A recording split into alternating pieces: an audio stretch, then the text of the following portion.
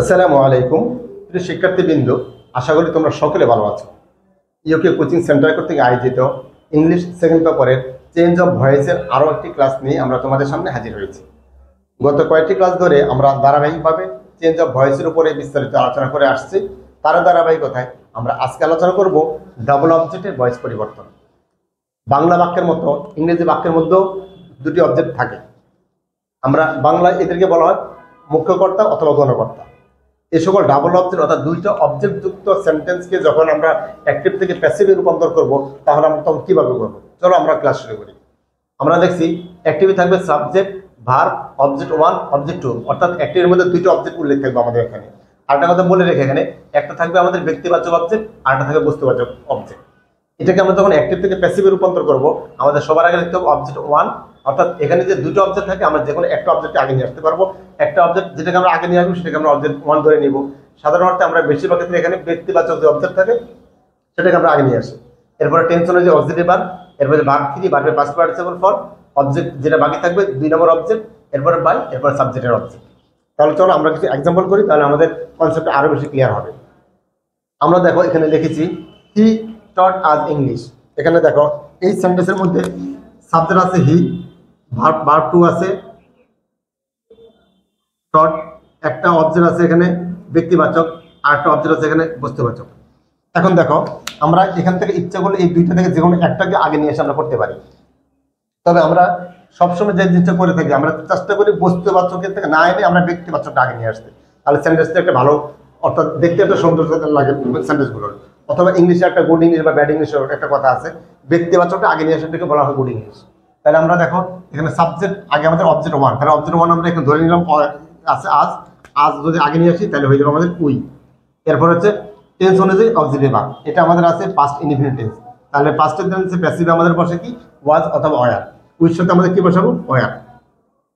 তারপর হচ্ছে verb three, teach টটের পাস্ট পার্টিসিপল টটে হবে। এরপর হচ্ছে অবজেক্ট টু, তাহলে অবজেক্ট টু বাকি আছে আমাদেরকে ইংলিশ। এরপরে বাই, এরপর সাবজেক্টের অবজেক্ট, সাবজেক্ট এখানে আছে আমাদের হি, আর এখানে আসার পরে কি হয়ে যাবে হিম। এরপর দেখো আমরা আরো একটা এক্সাম্পল করি। আমরা এখানে লিখছি we made him captain. Subject এখানে আছে আমাদের উই, ভার্ব আছে এখানে আমাদের মেড, অবজেক্ট আছে এখানে ব্যক্তিবাচক আছে হিম, আর এখানে বস্তুবাচক আছে আমাদের ক্যাপ্টেন। তাহলে এটাকে আমরা কি করবো, ব্যক্তিবাচকটা আমরা আগে নিয়ে আসবো। তাহলে ব্যক্তিবাচক যদি আমরা আগে নিয়ে আসি, এখানে হিম আছে, হিম আগে আসলে হয়ে যাবে কি হি। এরপরে দেখো অক্সিলারি ভার্ব, এটা আমাদের পাস্ট টেন্সে আছে, তাহলে হির সাথে কি বসবে ওয়াজ।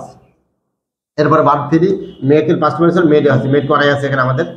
এরপরে অবজেক্ট টু, পিছে আছে ক্যাপ্টেন। এরপরে হচ্ছে আমাদের বাই, এরপরে সাবজেক্টের অবজেক্ট, সাবজেক্ট এখানে আছে আমাদের উই, উই থাকলে কি হয়ে যায় আমাদের আজ। এরপর চলো আমরা আরো একটা এক্সাম্পল দেখি। আমরা এখানে লিখেছি the teacher told us a story. তাহলে সাবজেক্ট আছে এখানে দ্য টিচার আমাদের, ভার্ব আছে এখানে টোল্ড, বস্তুবাচক অবজেক্ট আছে আজ, আর ব্যক্তিবাচক আছে আজ, আর বস্তুবাচক আছে আমাদের এখানে এই স্টোরি। তাহলে এটাকে আমরা যদি করি, তাহলে আমরা আবার একই রকম আমরা ব্যক্তিবাচকটা নিয়ে আসি। উই আগে আসলে হয়ে যাবে কি আজ আগে আসলে হয়ে যাবে উই। এরপর হচ্ছে আমাদের অক্সিলারি ভার্ব, এটাও আছে আমাদের পাস্ট টেন্সে, উইর সাথে কি বসবে ওয়ার। তারপর হচ্ছে যে অবজেক্ট টু, সরি এরপরে ভার্ব থ্রি, তাহলে এখানে টোল্ড করাই আছে, টেলের পাস্ট পার্টিসিপল ফর্ম টোল্ড। এরপর অবজেক্ট টু আছে কি এই স্টোরি। এরপরে বাই, এরপরে সাবজেক্টের অবজেক্ট, সাবজেক্ট এখানে আছে আমাদেরকে দ্য টিচার, তাহলে দ্য টিচার হবে।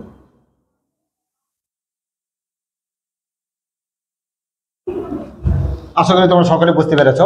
অর্থাৎ ডাবল অবজেক্ট যদি থাকে, অর্থাৎ দুইটা অবজেক্ট যদি কোনো সেন্টেন্সের মধ্যে থাকে, আর আমরা আবার বলে দিই যে দুইটা অবজেক্ট থাকবে, একটা অবজেক্ট থাকবে ব্যক্তিবাচক আর একটা অবজেক্ট থাকবে বস্তুবাচক। আমরা চেষ্টা করবো যে ব্যক্তিবাচকটাকে আগে নিয়ে আমরা সেন্টেন্স শুরু করতে, অথবা বস্তুবাচক নিলেও সেন্টেন্স কারেক্ট হবে, ভুল হবে না। আমরা সবসময় যেটা করে থাকি আমরা ব্যক্তিবাচকটা আগে নিয়ে আসি, তাহলে সেন্টেন্সের একটা সৌন্দর্য বাড়ে। তো তোমরা এই নিয়মটা লক্ষ্য করবে এবং এভাবে ফলো করে তোমরা যদি ডাবল অবজেক্টের ভয়েসগুলো করো, তাহলে তোমাদের কনসেপ্ট আরো ক্লিয়ার হবে এবং তোমরা আরো সুন্দরভাবে সেটা করতে পারবে।